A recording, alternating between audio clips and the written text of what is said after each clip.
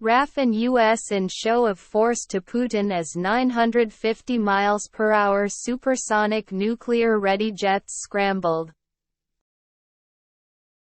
RAF fighter jets joined an exercise with American supersonic bombers in a show of force to Russia as tensions over the Ukraine war.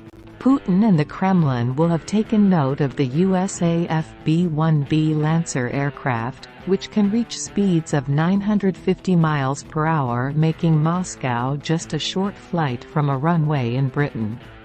Lancer bombers are capable of carrying nuclear weapons, but have not done so since 2007.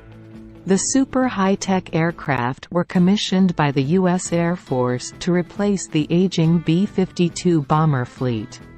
Pictures shared by the RAF on their X page show a British Typhoon and F-35 flying in formation with the bombers over the North Sea.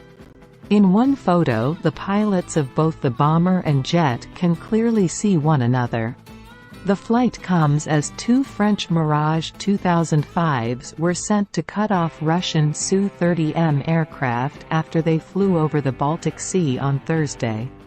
The NATO and Russian military encounters come as Ukrainian forces have suffered a series of setbacks on the front line in the war against Putin's war machine.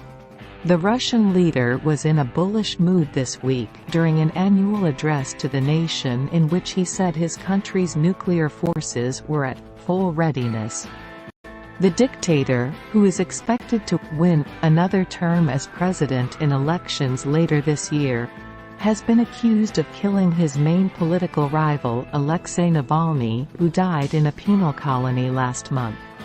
In an unusual show of defiance to Putin and the Kremlin, hundreds of people took to the streets to mourn Mr. Navalny, who was the main opposition party leader, at his funeral near Moscow on Friday. Despite repeated Russian threats concerning nuclear weapons, NATO has not shown any signs of backing down, and the alliance is expected to welcome Sweden in a matter of months after accepting Finland last year. Speaking on the two-year anniversary of the Russian invasion of Ukraine on February 24, Jens Stoltenberg, the NATO Secretary-General, said it was not if, but when, Ukraine would also join the military partnership.